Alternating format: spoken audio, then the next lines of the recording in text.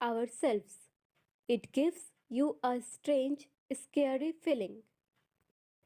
तो यहाँ पे स्पीकर कौन से प्लेस के बारे में बात कर रहा है और ये जगह स्ट्रेंज और स्केरी फीलिंग यानी बहुत ही अलग सा और डरावना फीलिंग क्यों देता था। इसका आंसर हो जाएगा स्पीकर कैंटरविल चेज के बारे में बात कर रहा है। ये एक स्ट्रेंज और स्केरी फीलिंग इसलिए देता था क्योंकि वहाँ पे एक घोस्ट रहता था। Question number 2, and it always makes its appearance before the death of a family member. तो इस स्टेटमेंट के द्वारा लॉर्ड कैंटरविल क्या कहना चाहते हैं और मिस्टर ओटिस ने इस बात पर कैसे रिएक्ट किया, उनके रिएक्शन से आप उनके विचारों के बारे में क्या बोल सकते हो। इसका आंसर हो जाएगा इस स्टेटमेंट के द्वारा लॉर्ड कैंटरविल ओटिस फैमिली को इस बात के लिए वार्न करना चाहते थे कि इस महल का भूत किसी न किसी की जान जरूर लेगा। लेकिन इस बात पर मिस्टर ओटिस ने एक अम्यूजिंग वे में रिएक्ट किया। इससे हमें ये पता चलता है कि मिस्टर ओटिस और उनकी फैमिली भूतों पे विश्वास नहीं करती थी और ना ही ऐसी कोई दूसरी कहानियों पर। क्वेश्चन नंबर 3, सीन 2 के आधार पर राइटर ने किस तरह से ट्रेडिशनल और मॉडर्न लाइफ फेस के बारे में बताने की कोशिश की है। इसका आंसर हो जाएगा इस कहानी में कैंटरविल लॉर्ड्स एक लग्जरियस और ट्रेडिशनल लाइफ जीते थे। वे सब भूतों में विश्वास करते थे और उन्हें कभी भी इस बात का संदेह नहीं हुआ कि वहाँ पे भूत नहीं है। वहीं दूसरी तरफ मिस्टर ओटिस और उनकी फैमिली एक मॉडर्न लाइफस्टाइल जीती थी। वे सब भूतों में विश्वास नहीं करते थे। वे बहुत ही प्रैक्टिकल थे और उनके पास कमाल का सेंस ऑफ ह्यूमर था।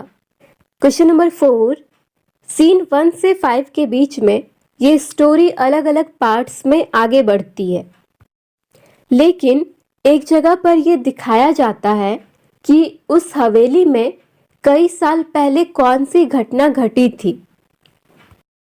तो हमें यह बताना है कि उस जगह पर क्या हुआ था। इसका आंसर हो जाएगा उस जगह पर एक औरत डर से चिल्ला रही थी।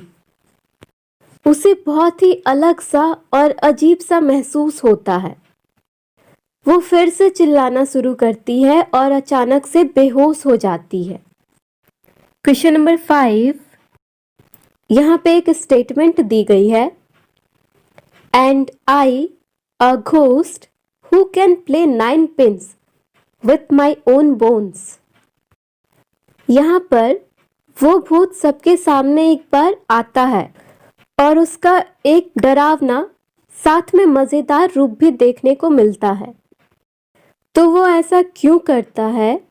क्या ये वहाँ के लोगों को यानी ओटिस फैमिली को डराने के लिए था या फिर वो अपने आप को ही ये बात समझाना चाहता था कि वो एक घोस्ट है और उससे बाकी सारे लोग डरते हैं।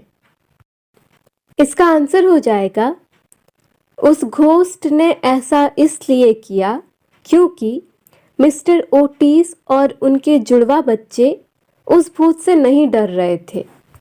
यहाँ तक कि मिस्टर ओटिस ने उस भूत को अपने चेन में डालने के लिए ग्रीस भी ऑफर किया और वे जो दोनों जुड़वा बच्चे थे उन्होंने तो उस पे पिल्लो ही फेंक दिया। और मेरे हिसाब से उस भूत ने ऐसा इसलिए किया था क्योंकि वो अपने आप को इस बात का दिलासा देना चाहता था कि वो एक भूत है और वो भी लोगों को डरा सकता है। क्वेश्चन नंबर 6, घोस्ट से हम सबसे एंड में मिलते हैं। इससे पहले कहानी के स्टार्टिंग में हमें घोस्ट के बारे में बस अलग अलग बातें बताई जाती है कि घोस्ट ऐसा था वैसा था। तो इसी का क्वेश्चन नंबर ए है, जब घोस्ट एक्चुअली में हमारे सामने आता है तो जो हमने उसके लिए पहले इमेज बनाई थी स्टोरी के स्टार्टिंग में, और जो अब हमने इमेज बनाई है इसके लिए इसे देखने के बाद, तो इन दोनों में क्या अंतर है हमें यही बताना है। तो इसका आंसर हो जाएगा, कहानी के शुरुआत में हम सब घोस्ट के बारे में ऐसा सोचते हैं कि वो बहुत ही ज़्यादा डरावना होगा, लेकिन एंड में हम ये कंक्लूड करते हैं कि घोस्ट तो बहुत ही ज़्यादा मज़ेदार था और एक नंबर का डरपोक। एक्चुअली कमेंट में बहुत सारे बच्चों ने इस घोस्ट के लिए इसी डरपोक शब्द का यूज़ किया था, तो मैंने भी कर दिया। अब इसी का बी है, ओटिस फैमिली ने जिस तरह का भी बिहेवियर घोस्ट के साथ किया था, उसने आपके दिमाग पर घोस्ट के लिए इमेज बनाने में क्या असर डाला? इसका आंसर हो जाएगा, लोग तो ज़्यादातर भूतों से डरते हैं, लेकिन ओटिस फैमिली ऐसी थी कि उन्होंने घोस्ट को घोस्ट नहीं समझा, बल्कि उसे एक टॉय की तरह समझकर खेलते रहे, मज़े करते रहे।